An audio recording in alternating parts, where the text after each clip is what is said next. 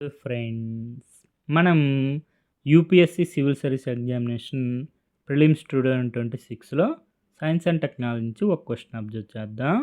Question ఏంటంటే మనకి 3 statements ఇచ్చారు డ్రోన్స్ ఫార్మ్స్ సంబంధించి. అందులో కరెక్ట్ స్టేట్మెంట్స్ ఏవి అని అడిగారు. డ్రోన్స్ ఫార్మ్స్ అంటే మనకి group of UAVs, unmanned aerial vehicles. Drones ఒక దండులాగా ఉంటే వాటినే డ్రోన్ స్వామ్స్ అంటారు. మనకిచ్చిన స్టేట్మెంట్స్ అబ్జర్వ్ చేస్తే they use terahertz band of frequency to communicate with the command centre. Drone swarms command సెంటర్తో కమ్యూనికేట్ చేయడానికి టెరాహర్ట్జ్ బ్యాండ్ ఆఫ్ ఫ్రీక్వెన్సీని యూస్ చేస్తాయని చెప్పారు. మనకి ఈ స్టేట్మెంట్కి ఒక్క ఎక్సెప్షన్ తెలిసిన ఫస్ట్ స్టేట్మెంట్ని ఇన్కరెక్ట్ చేయొచ్చు. Drone swarms terahertz band of ఫ్రీక్వెన్సీని యూజ్ చేయాలి కమాండ్ సెంటర్తో కమ్యూనికేట్ చేయడానికి అని చెప్పారు. ఆ విధంగా ఏం లేదు. మనకి అప్లికేషన్ బట్టి డ్రోన్ స్వామ్స్ డిఫరెంట్ ఫ్రీక్వెన్సీస్లో వర్క్ చేస్తాయి. మనకి గిగాహెర్ట్జ్ ఫ్రీక్వెన్సీతో కమ్యూనికేట్ చేయొచ్చు, లేదంటే మెగాహెర్ట్జ్ బ్యాండ్ ఆఫ్ ఫ్రీక్వెన్సీతో అయినా కమ్యూనికేట్ చేయొచ్చు కమాండ్ సెంటర్తో. ఆ విషయం తెలిస్తే ఫస్ట్ స్టేట్మెంట్ ఇన్కరెక్ట్ అవుతుంది. ఈ ఒక్క విషయం తెలిస్తే చాలు, మనకి 1 ఉండే ఆప్షన్స్ అన్నీ ఎలిమినేట్ అయిపోయి ఒకే ఆప్షన్ మిగులుతుంది, option B 2 and 3 only. Second statement observe చేస్తే individual drones in the swarm can communicate with other drones in the swarm.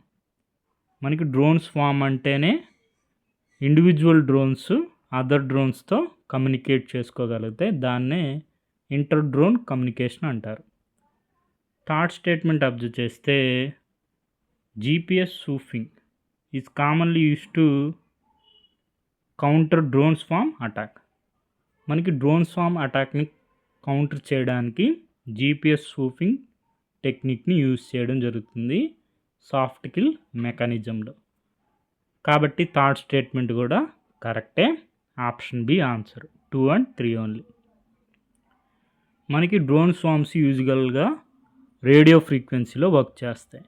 Radio ఫ్రీక్వెన్సీలో డిఫరెంట్ బ్యాండ్స్ ఉంటాయి, డిఫరెంట్ బ్యాండ్స్కి డిఫరెంట్ అప్లికేషన్స్ ఉంటాయి. ఒకసారి అబ్జర్వ్ చేయండి. అదేవిధంగా టెరాహెర్ట్జ్ బ్యాండ్ ఆఫ్ ఫ్రీక్వెన్సీ అనేది still development స్టేజ్లో ఉంది.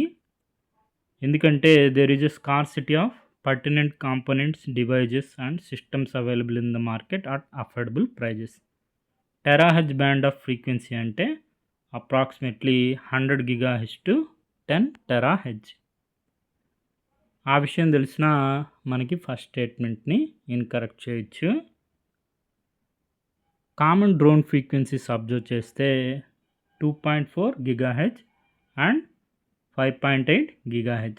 అదే మిలిటరీ డ్రోన్స్ అయితే 900 MHz ఆర్ 433 MHz.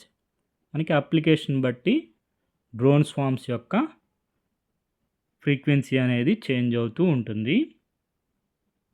అదేవిధంగా మనకి న్యూస్లో కూడా కవర్ అవుతూ ఉంటుంది band of frequencies.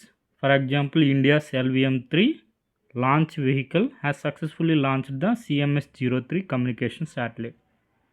CMS-03 communication శాటిలైట్లో మనకి మల్టీ బ్యాండ్ ఫ్రీక్వెన్సీస్ ఉంటాయి. మనకి కమ్యూనికేషన్ శాటిలైట్లో బ్యాండ్స్ని అబ్జర్వ్ చేసినా కూడా గిగాహెర్ట్జ్ వరకే ఉన్నాయి. కాబట్టి టెరాహెర్ట్జ్ బ్యాండ్ ఆఫ్ ఫ్రీక్వెన్సీ అనేది ఇన్కరెక్ట్ అని మనం చెప్పచ్చు. డ్రోన్స్ ఫార్మ్ సంబంధించి ఇన్ఫర్మేషన్ ఒకసారి అబ్జర్వ్ చేయండి. ట్రెడిషనల్ డ్రోన్స్తో పోల్చుకుంటే డ్రోన్స్ ఫార్మ్స్ అనేవి work collaboratively as a team, share real time data, make independent at coordinated decisions.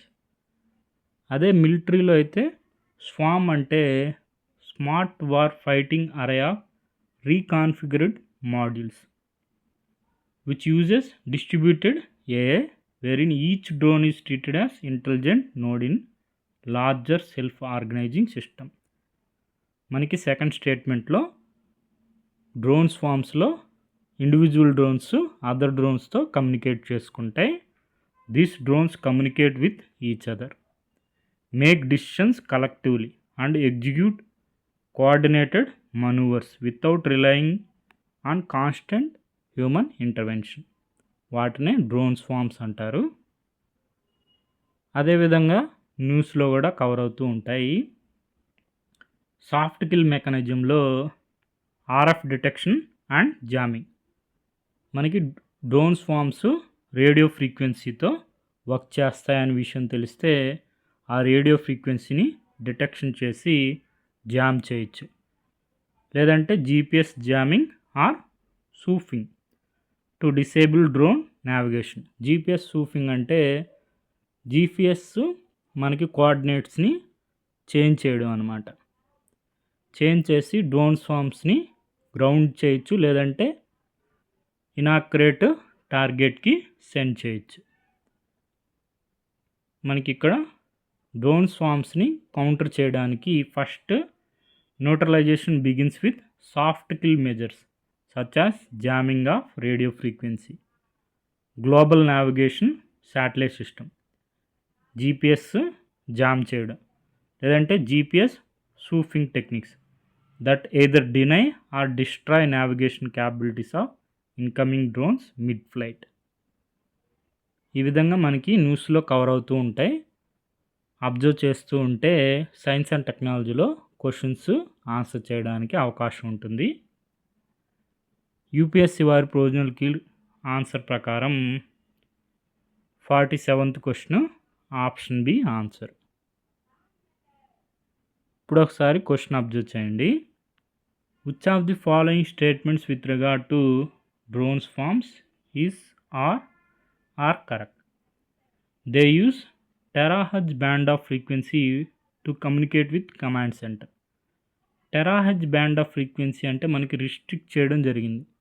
Application బట్టి బ్యాండ్ ఆఫ్ ఫ్రీక్వెన్సీ అనేది చేంజ్ అవుతూ ఉంటుంది. గిగాహెర్ట్జ్ బ్యాండ్ ఆఫ్ ఫ్రీక్వెన్సీని యూస్ చేయొచ్చు, లేదంటే మెగాహెర్ట్జ్ బ్యాండ్ ఆఫ్ ఫ్రీక్వెన్సీని యూస్ చేయొచ్చు. టెరాహెర్ట్జ్ బ్యాండ్ ఆఫ్ ఫ్రీక్వెన్సీ అనేది డెవలప్మెంట్ స్టేజ్లో ఉంది కాబట్టి ఫస్ట్ స్టేట్మెంట్ ఇన్కరెక్ట్ అవుతుంది. Option B answer 2 and 3 only. Individual drones in swarm can communicate with other drones in the swarm. మనం చూసాం కదా, ఇంటర్ డ్రోన్ కమ్యూనికేషన్. డ్రోన్ స్వామ్స్లో ఇండివిజువల్ డ్రోన్స్ అదర్ డ్రోన్స్తో కమ్యూనికేట్ చేసుకోగలుగుతాయి. అదేవిధంగా GPS spoofing is commonly use technique to counter drone swarm attack. Soft kill మెకానిజంలో మనం GPS jamming చేయొచ్చు, లేదంటే RF detection radio frequency detection and jamming, లేదంటే జీపీఎస్ సూఫింగ్ చేసైనా మనం డ్రోన్ స్వామ్స్ని కౌంటర్ అటాక్ చేయడం జరుగుతుంది. Option B answer 2 and 3 only. Okay friends, thank you for watching.